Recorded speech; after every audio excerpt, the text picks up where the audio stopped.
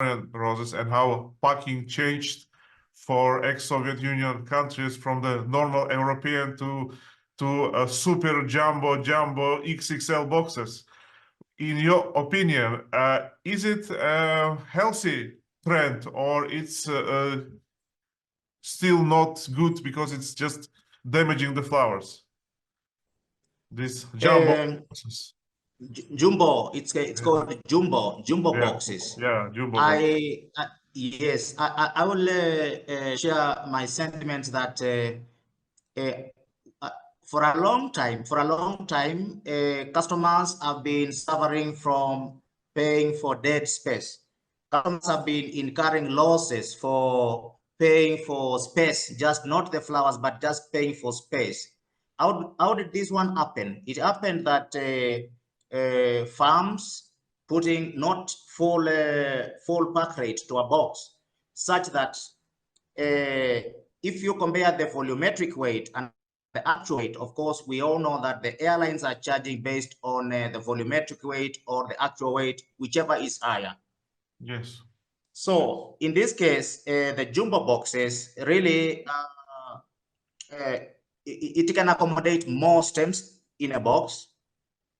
Thus making it more economical for the customer.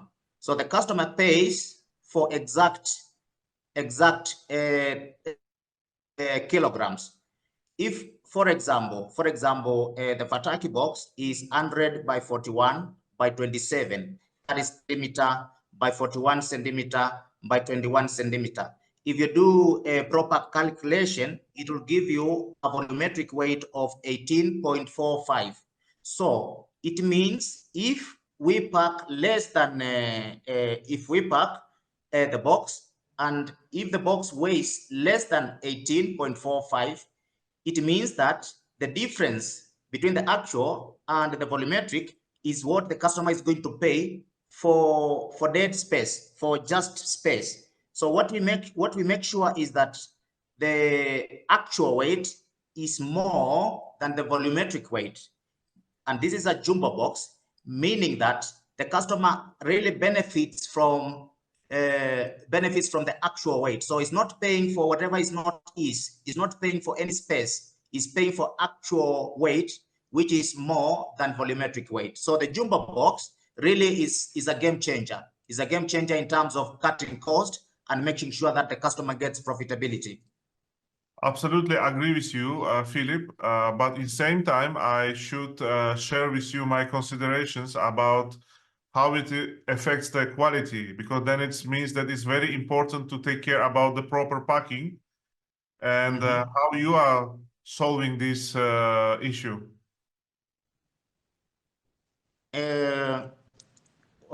First of all, it's a combination of, when we talk about packing, it's a combination of factors. For example, when we talk about packing, we have to go back and go to the quality of the box. The quality has to be strong box, that is 5-ply top, 5-ply bottom. That makes sure that the flowers inside are fully covered. We all know during logistics, there's a lot of handling of the boxes at the cargo, at the tracking. So the box has to be strong. This protects the flower from packing to the final customer. And then number two, the bunching. If you check the double layer bunching, there is a separator which makes sure that the bunch itself is protected, so flowers do not wrap each other. So just in a summary, if the box is jumbo box and it's a strong box and the bunching is properly done, the double layer with separators inside, the flowers are guaranteed of smooth travel from packing to the final customer. Yes.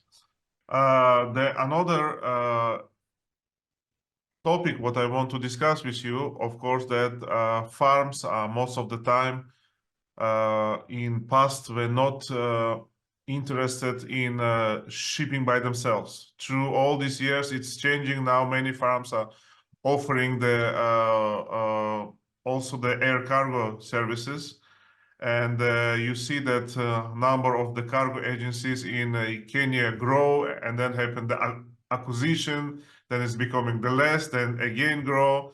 many airlines are coming, leaving, increasing number of flights and decreasing number of flights. In your opinion, through all these years, of course, cargo agencies learn a lot about how to make the process, how to get proper paperwork, and some of the agencies even have vacuum coolers as an extra service.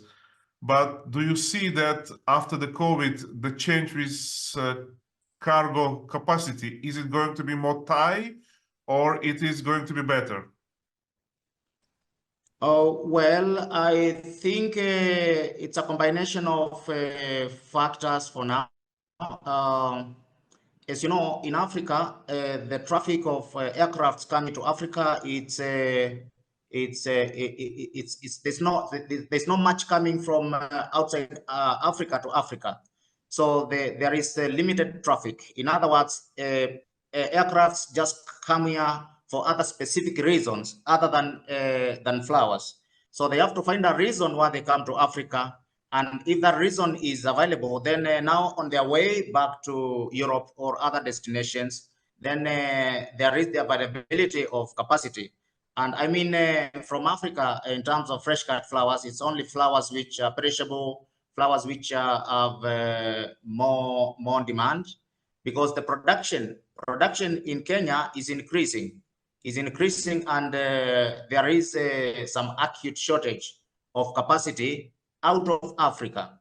So I don't see the situation changing to the better. I think there will be still some vacuum in terms of capacity from Africa to the market because of the increased production. From your daily experience, can you mention your most favorite airline or the airlines which is fitting your needs for shipping? Oh, yes, of course. From the customer's point of view, we prefer direct flights from Nairobi to Amsterdam. I will say KLM is preferred airline, Cargolax, and Martin Air. These three airlines, in terms of order, there's KLM, Martin Air, and Cargolax. KLM is a direct flight from Nairobi to Amsterdam. That is, I think, daily flights other than Thursday.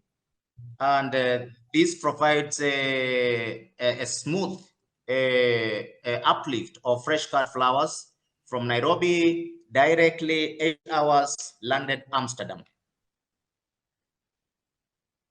Yes, I see. But for our viewers, I should just make some comment that when we talk about the Martinair and the KLM, we mean the same group of the companies, but Martinair is the traditional name for the cargo division of the KLM. And if you say KLM, we mean exactly the passengers wide body flights which can carry also the cargo. So just to make sure it's because officially Martinair not existing already for years. So if we go back to Kenya, if we talk about the climate change and about the environment, do you feel through all these years that climate change is affecting the production and the quality? Yes, big time, big time. The climate change is affecting the production of fresh cut flowers, as we have witnessed before. It can be prolonged period of dry weather, which means that some farms run without water for irrigation. That poses a threat to the quality of roses, because, you know, if roses are not properly fed with water, it's the face life, the quality deteriorates. So by the time the customer receives the flowers, it's easily visible that it is not good quality flower, because the water fed is not good, or it's been rationed. That is one way the global climate change has affected production. And then the other way, it's too much of raining. It can be too much raining, making it too wet, such that sometimes for island farms, it can be a problem to manage botrytis. So the climate change has really affected the production of fresh cut flowers from Africa. I see. The Kenyan flower industry became a really international flower industry. There is Dutch people, French, Germans, from India, local guys. Now even people from Russia and the Ukraine is in Kenya presented. Do you see that it's positively affects the industry because people can learn from each other? Yes, I still agree that the focus has now changed to the Kenya flower industry. Last year in March, I went to Ethiopia, and from what I observed from Ethiopia is that there was a lot of inconsistency in terms of production, and even some other farms were like closing. And we see not like before in 2007 and 8 when Ethiopian floriculture was picking up.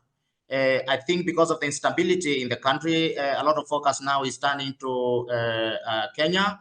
And if you cross the border to our neighbors in Tanzania, also all the flower farms which were in the country were closed. We used to have Kenyan farms with the branch farms in the neighboring country. So all that has been consolidated into Kenya, such that the Kenyan production has really increased. Yeah. If we look to the farms and farms number, what is the tendency? The existing farms are getting bigger or coming new farms? We have existing farms which forming kind of a group, Expanding. say for expansion. We have both expansion of existing farms, and we also have new farms. Mir, I can tell you for the last 15 years as buying, even up to today, I cannot champion myself and say that I know all farms in Kenya. At least there will be some new farm which I don't know every time. And sometimes I also receive a request from customer, do you know this particular farm? And then I say, no. And then to find out it's just a new farm which just started to produce just like a few months ago. So the